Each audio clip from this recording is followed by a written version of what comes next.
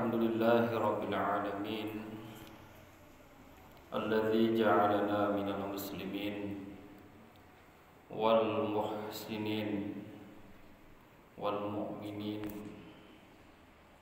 was sabirin wasyakirin. Asyhadu an la ilaha illallah wahdahu la syarika lah wa asyhadu anna Muhammadan abduhu wa rasuluhu la nabiyya ba'dah. Allahumma salli wa sallim ala hadzal nabi al-karim Muhammadin wa ala alihi wa ashabihi ajma'in. Amma ba'd, fa ya ibadallah, usikum wa iyaya bi taqwallah wa ta'atihi la'allakum tuflihun. A'udzu billahi minasy syaithanir rajim. Bismillahirrahmanirrahim. Wa ma min dabbatin fil ardi illa 'ala Allahi rizquha. Shadaqallahul azim wa shadaqa rasuluhul karim wa nahnu 'ala dzalika minasy syahidin wasyakirin. Puji syukur kita panjatkan kepada Allah yang Maha Ghafur, yang telah memberikan kesempatan kepada kita untuk terus memperbaiki ibadah kita, amal kita. Salawat dan salam semoga selalu tercurah kepada manusia yang selama hidupnya paling berkah, rizkinya penuh dengan keberkahan, yakni Nabi besar Muhammad sallallahu alaihi wasallam. Beliau adalah manusia teladan, uswah hasanah di dalam urusan rezeki. Karena dalam catatan sejarah Nabi itu hartanya 1217 kilogram emas. Namun infaknya lebih besar dari itu, 1251 kilogram emas. Jadi triliuner, Nabi itu sebetulnya adalah triliuner. Ditambah lagi dengan 15 bidang tanah yang Rasul wakafkan, yang masing-masing tidak kurang dari 25 kilogram emas. Dan memang hidupnya penuh dengan berkah, penuh dengan rezeki yang sangat luar biasa. Oleh karena itu pada kesempatan ini saya sebagai khatib ingin mengajak kepada kita, marilah kita buka pintu rezeki yang barokah. Buka pintu rezeki yang barokah. Bagaimana cara membukanya akan coba kita bahas pada khutbah kali ini. Hadirin jemaah Jumat yang berbahagia, ada ungkapan Arab yang populer, al-barakah fi bukuriha.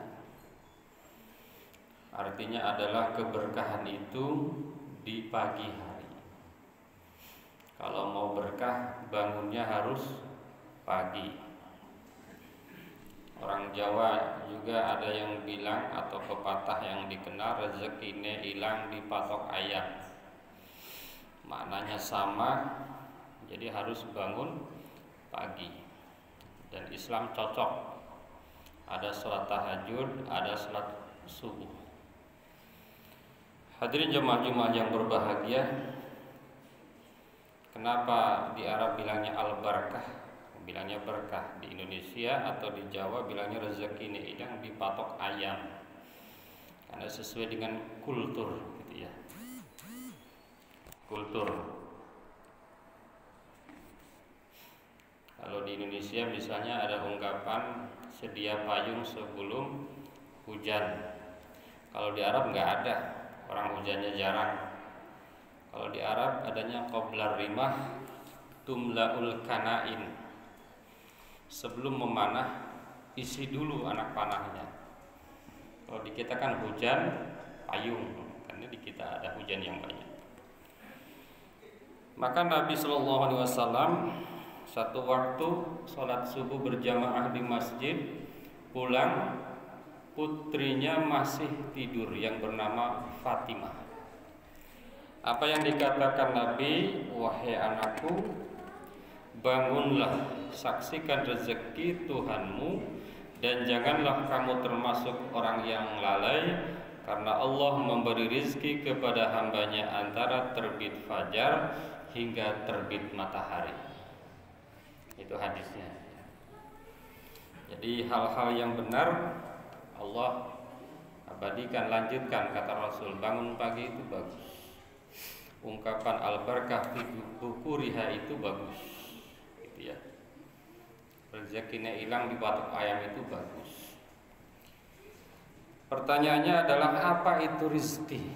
Nah, kita sering dengar rizki. Rizki itu apa sih?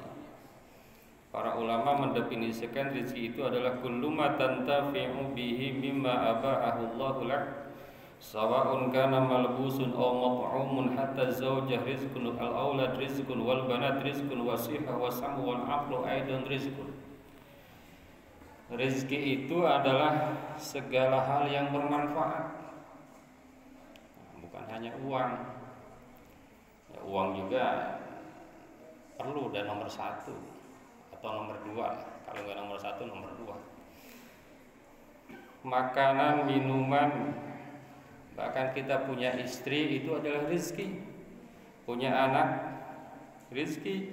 Sehat, rizki. Bisa mendengar juga adalah rizki.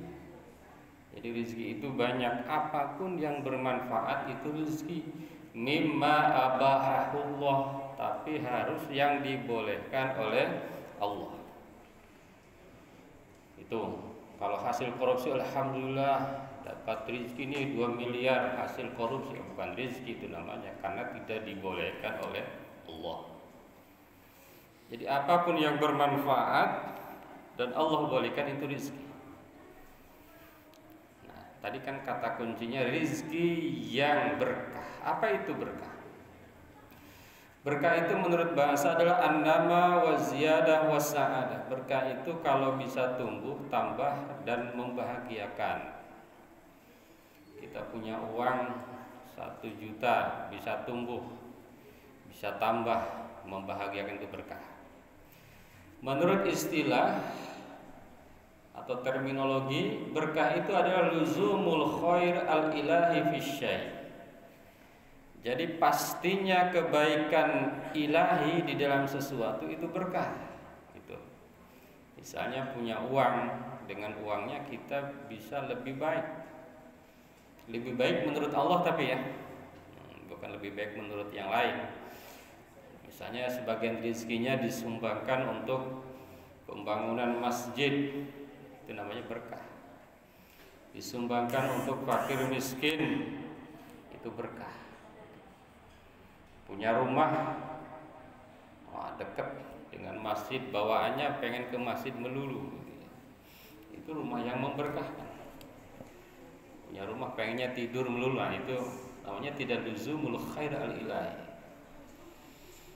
Itu punya kendaraan juga sama, punya apapun yang dimiliki nikmat Allah, rizki Allah, kalau itu bisa membuat kebaikan kita yang ilahi, kebaikan menurut Allah Subhanahu wa taala, itu namanya rezeki yang berkah.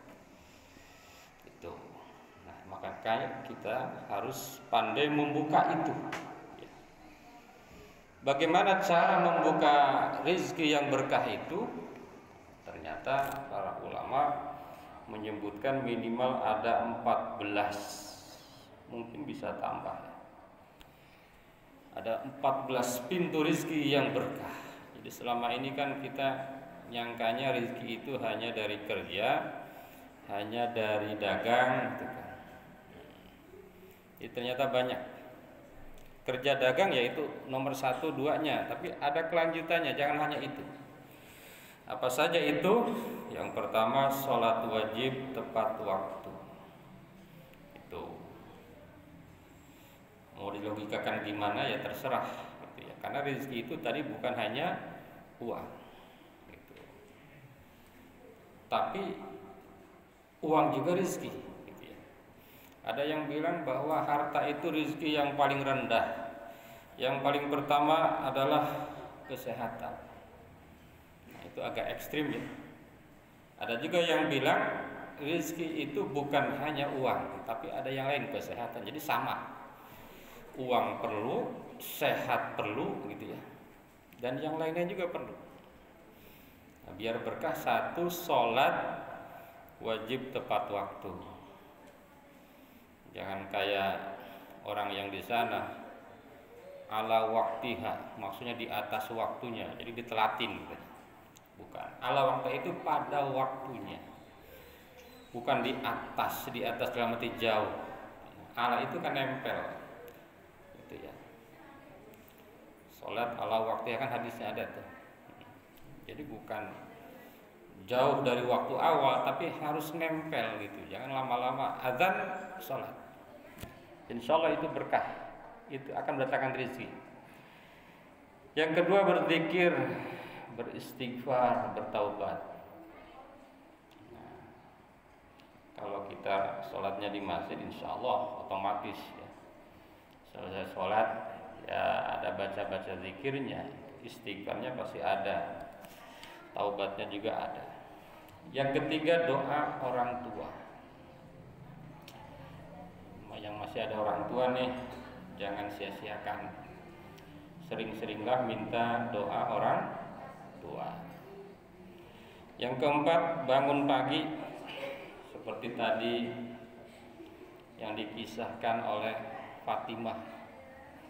Kata Rasul, rezeki itu ada saat terbit fajar hingga terbit matahari. Jadi pas waktu subuh. Tuh, itu pintu rezeki di situ. Yang kelima, takwa kepada Allah. Dengan berbuat baik, menjalankan perintah Allah, menjauhkan larangan Allah. Itu juga adalah pintu rezeki. Yang keempat, yang keenam, sedekah. Sedekah itu umum ya. Kalau infak hanya berbentuk harta, kalau sedekah itu bisa harta, bisa bukan harta. Bisa harta, tenaga, pikiran. Kalau ilmuwan itu pikirannya malah mahal. Itu. Ilmuwan itu yang mahal pikirannya, bukan uangnya. Itu. Kadang-kadang kalau orang awam bilangnya hanya ngasih ide doang. Jangan dianggap sepele. Kalau dia ahli itu sangat mahal harganya. Yang ketujuh, silaturahim. Sekarang kalau tidak bisa silaturahim langsung, ada virtual kan. Itu silaturahim itu juga adalah pintu rezeki. Yang kedelapan, hijrah di jalan Allah. Hijrah berubah dari yang baik menjadi lebih baik, dari yang buruk menjadi baik. Itu juga akan membuka pintu rezeki yang berkah.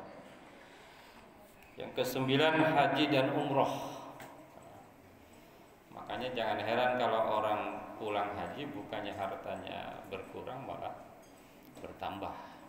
Kalau hajinya ikhlas karena Allah, umrohnya ikhlas. Yang ke-10, tawakal kepada Allah.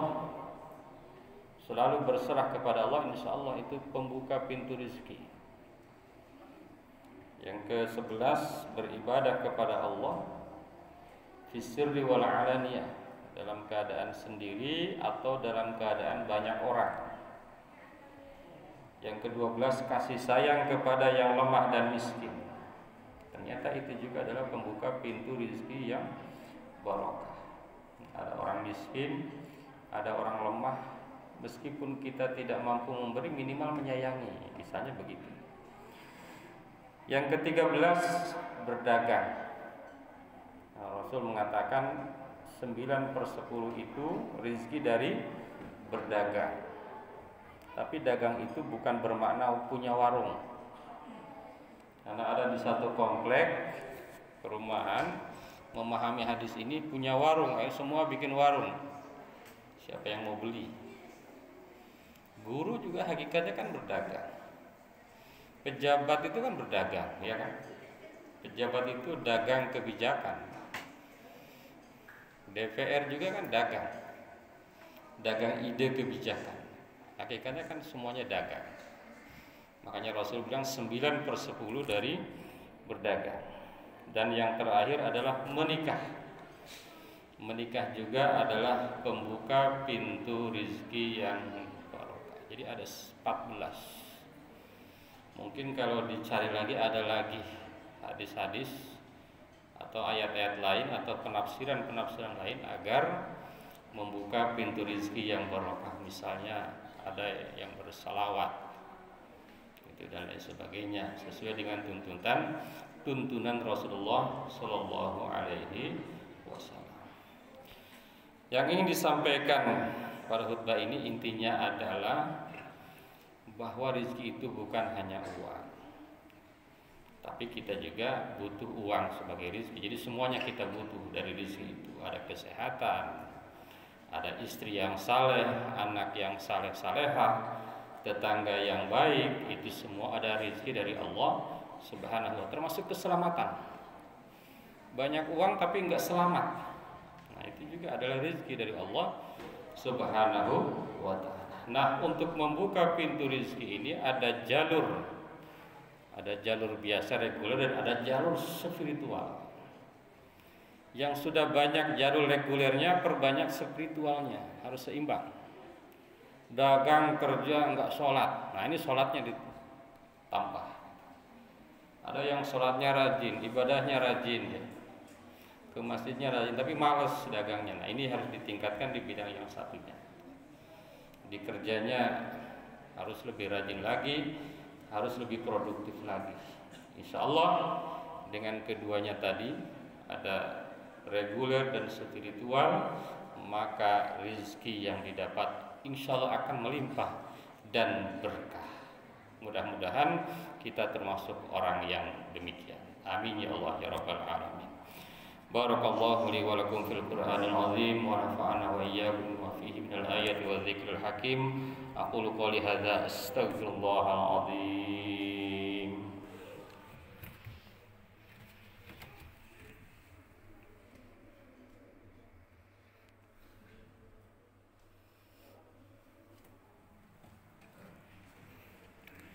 Alhamdulillah alladzi kataba 'ala nafsihi rahmah wa amarna bimtisali ma'muratihi wa jitinabi manhiyatihi muddatal hayat. Asyhadu an la ilaha illallah wahdahu la syarika lah wa asyhadu anna Muhammadan abduhu wa rasuluhu ila yaumil qiyamah. Allahumma shalli wa sallim ala nabiyyina Muhammadin wa ala alihi wa ashabihi ajma'in.